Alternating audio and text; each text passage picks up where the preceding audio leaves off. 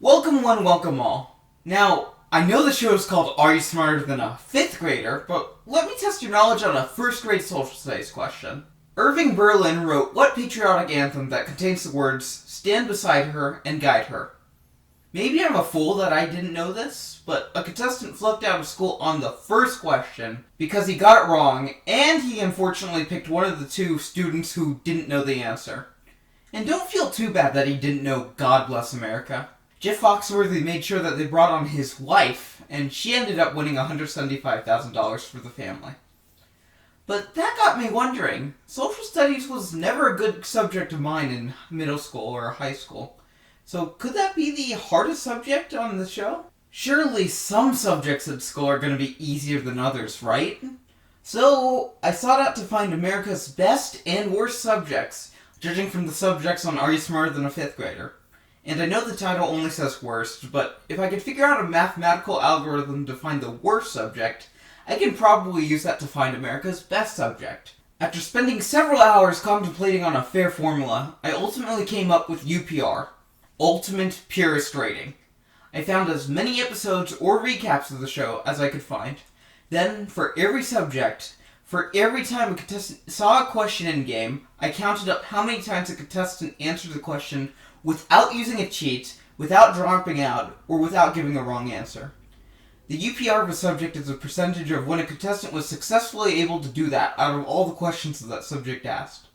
So, for instance, if a contestant was able to answer 5 out of 10 questions without using a cheat, they get a 50% UPR. The category with the highest UPR should be the easiest in theory, and the lowest should be the hardest. And I'll admit that there's a flaw with this UPR. If a contestant finds a subject really hard, they might be too scared to pick it, and they're not going to pick the category until after they drop out. Look at all these people who are too scared of world history to pick it in their games. World history ended up having a UPR of 55.1%, which placed it in the middle of the pack. However, if you forced all the contestants to answer to that world history question, I'm sure that it's going to be much lower. My dataset includes every question asked in the original 3 seasons, all questions asked of the 12 episodes of the 2015 Fox revival, and the 20 episodes of the 2019 Nickelodeon reboot.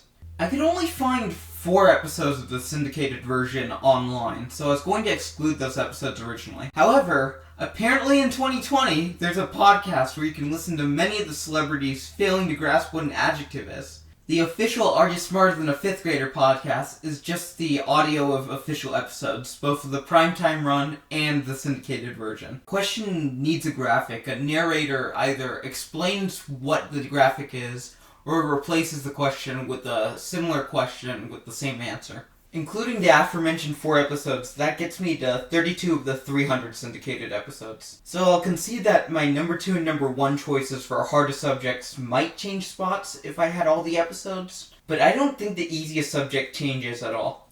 I also threw out any subject that had less than 5 questions to ask, so the 7 seen on screen right now are out of the running. With that out of the way, my predictions for easiest and hardest subjects were animal science and US history respectively. I felt that animal science tended to gravitate toward the first and second grade, leading to naturally simpler questions, like what's a female chicken, or what kingdom does this certain animal or plant belong in. Meanwhile, I thought that US history is a subject that people would suspect they know about because patriotism, but they probably couldn't list all the presidents in order. And let me just say, the worst subject according to UPR was a surprise to me. I doubt you're gonna guess it.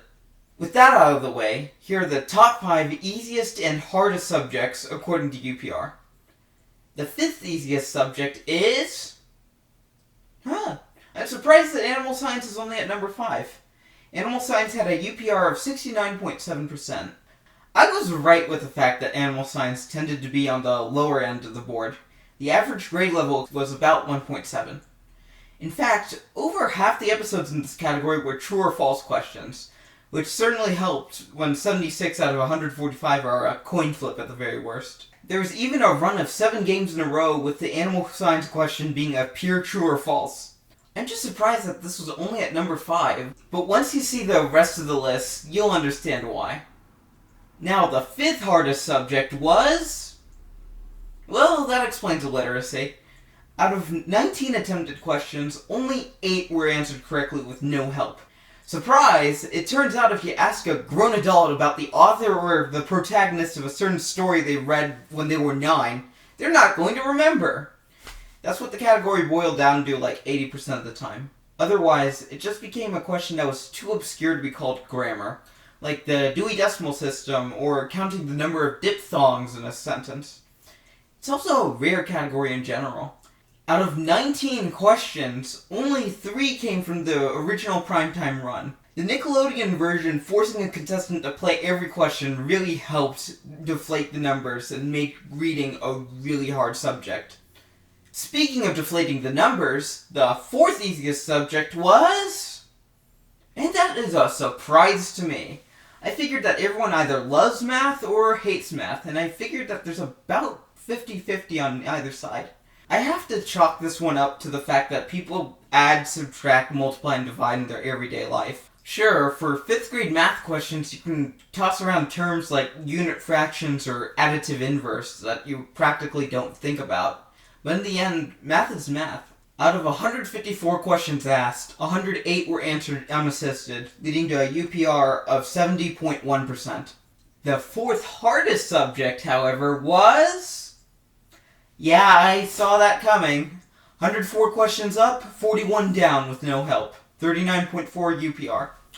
Sure, you might know who did the Midnight Ride, but do you know the American-born inventor that invented the geodesic dome in 1964? An actual bonus question, the syndicated version? If you said Buckminster Fuller, congratulations, you know how to use Google. Sure, honing in history to the US part narrows down the amount of time they can ask about, but any length of history is still too much to talk about. No surprise that the average grade level of US history questions was 4.3, even higher than a world history's 4.2. Back to the easy side, the 3rd easiest subject was... It turns out there are only so many words, phrases, and state names that you can ask a contestant to spell before you go past the 5th grade. This category seemed to be a mix of spelling and asking for the definition of words. There's only one 5th grade vocab question ever, and even then, I don't think it's that hard to figure out. I'm sure all of you have at least heard of singing a cappella before. Out of 28 questions, 20 people were able to put the category to rest on their own, leading to a 71.4 UPR. The 3rd hardest subject is... Now, you might wonder what the difference is between literature and reading. The difference is that literature is just harder. Reading's average grade level was about 3.5. Literature's was 4.6, the highest out of all the categories that got more than one question. Literature also isn't just asking about books. You can have authors of poems and plays in this category also, along with literally anything relating to any type of writing. Post-production host here, and I'm bad. I was gonna give an example of a really obscure literature question, but it turned out to be just standard history. So it should actually be 8 out of 20, which should put it at a UPR of 40%, which should make literature swap places with 4th place. I guess that further proves my point that US history is actually hard. The 2nd easiest subject is... Yeah, you know how vocabulary was easy? Spelling was essentially just another vocab, but easier. 67 people out of 85 could spell words on their own, leading to a large UPR of 78.8. Since I really don't have anything insightful for spelling, I'll just warn you that the easiest subject isn't grammar. Grammar was actually the 8th hardest. Like US history, grammar is a deceptively broad category, leading people to underestimate how hard the questions could be. My favorite example of this? Whitney Pollitt had to be saved on her first question because she thought vowel was spelled V-O-U-L, and then she ended up copying her student after she had no clue where Van Gogh was born. She missed a 1st grade spelling question and had to cheat on a 3rd grade art question that was true-false. So logically, the best move is... 5th grade grammar. I'm sorry? 5th grade grammar. 5th grade grammar. We've had a lot of guest students in this classroom. This is a strategy I have not seen employed yet. You needed a save for the 1st grade spelling question. Yes. You needed a copy for the third grade art question, so the logical thing to do would be jump to the fifth grade grammar question.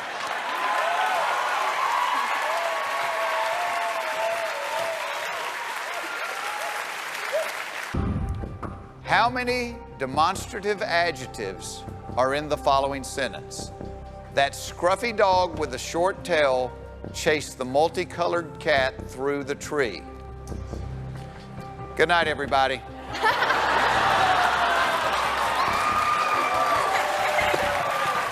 How many demonstrative adjectives are in the following sentence? The answer was 1, by the way. Demonstrative adjectives are adjectives that substitute nouns that a person can infer from the sentence.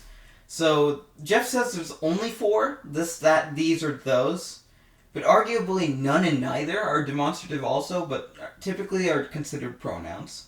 Also, pro tip if you get stuck on one of these game shows, if you ever need an example of how not to bluff your way through the quiz that you know nothing about, don't do what she did. Start with the easier questions first. I also love how Jeff Foxworthy just laughs on the second read-through, because he knows that Whitney's screwed. With that out of the way, the second hardest subject is... If U.S. history is deceptively broad, and world history is already broad enough, ancient history is specifically hard. It's a category that's rare but actively seeks for blood. Unless you get lucky and get a question asking about Greek or Roman mythology, you're probably going to cheat off your kid. Out of 18 questions asked, only 5 people were able to correctly answer the question with no cheats, leading to a UPR of 27.8%. I'm also going to clarify right now that UPR doesn't necessarily mean the amount of times the contestant got the question right, because if you include all the times that people cheated and moved on, 2/3 of people moved on to the next question. UPR is just a metric of how hard these questions are in general, and cheating's part of the game to make it a little easier on the adult. Now, the moment you've all been waiting for, the easiest subject in school is... Yeah, no surprise after you look at the number 2 and number 3 spots. Instead of asking a contestant to spell something, however, a contestant typically has to figure out what a singular or plural form of a word is. They have to know the letters of the English alphabet, or they have to find the synonym or antonym of a word. Sure, you could kick it up a notch. You can ask for, infinitive words of verbs, transitive verbs, and oxymorons, which were the only 3 4th grade questions ever asked on this category. But there's no example I could find of a 5th grade English question. Out of 51 questions asked, 45 were answered without any help, leading to a whopping 88.2 UPR. That means about every 9 in 10 contestants didn't have to use a cheat. They just answered and moved on to the harder questions. But the hardest subject came out of left field for me, because it never appeared in the original run, and I don't believe it appeared in the syndicated version either. Remember when I said that literature had the highest average grade level at about 4.6? For about 4 years, one category had an average grade level of 6th grade. For the 2015 Fox Revival, they updated a couple things, including that the $1 million question was now a 6th grade question instead of another 5th grade question. Only one contestant out of the 12 episodes was able to make it all the way to the $1 million question, which led to its only primetime appearance. The final category is this: 6th grade chemistry. They consider chemistry a grade school subject now? Really? Unfortunately, this pastor wasn't in his element, and he dropped back down to $25,000 after confusing radium with uranium. And that was the only chemistry question asked on Are You Smarter Than a 5th Grader? Until the 2019 revival. It turns out there are a lot of cool visuals you can do with chemistry, including the basic baking soda volcano. On the Nickelodeon version, chemistry was asked as either a 4th grade question or in the middle of the 5th grade speed round. In total, including the $1 million question, contestants answered 9 chemistry questions. Only 2 people got it right without using a cheat, leading to a UPR of 22.2, the lowest. And although it has a smaller sample size than some of these other categories, I feel it deserves its place as the hardest subject. If chemistry is a subject that students are known for struggling with in high school, then it's definitely one of the hardest in just grade school itself. Sure, I'm sure if there were more syndicated episodes, or if the Nickelodeon run lasted longer, ancient history would probably become number one. But I'm not going to lose any sleep tonight calling chemistry America's worst subject. Before I go, I'm just going to leave you with my thoughts on Are You Smarter Than a Fifth Grader in general. The general consensus of the show is that primetime fifth grader was simply a simpleton's millionaire, giving away 5 to 6 figure amounts just for knowing what's common knowledge. That's not the right way to look at this show.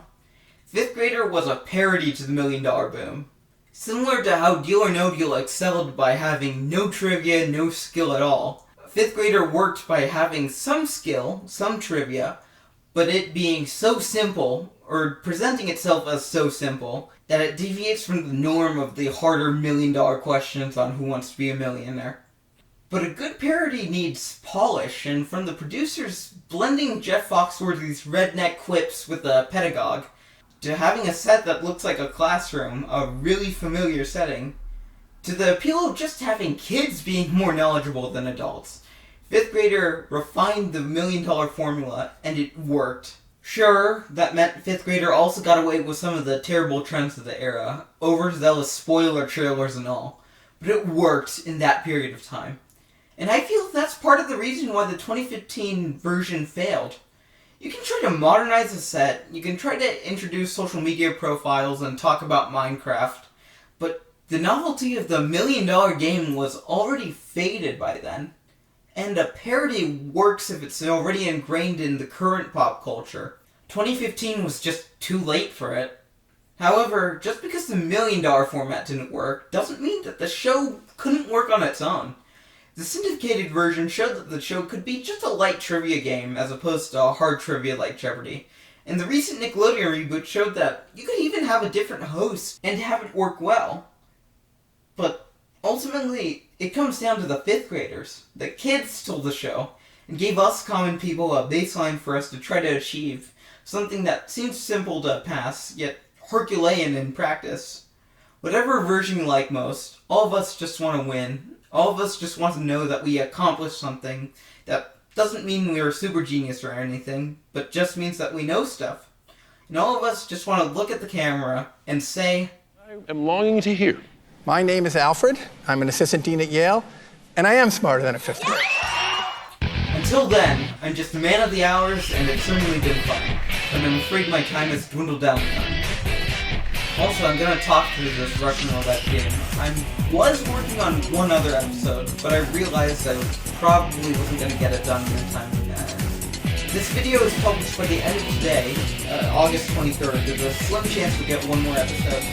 If not, no biggie. Thank you guys for all the support, and I'll see you guys come January. And this channel grew much more than I thought it would. So, thank you guys. August 23rd, that's hilarious. That didn't happen, so I'll leave you with one final interesting tidbit. One of the kids on the syndicated version was Zachary Callison. You might know him as the voice of Steven Universe. I didn't really have a place to put that in this, but that's interesting. I'll link to the audio of the podcast so you can listen to him when he was much younger if you want.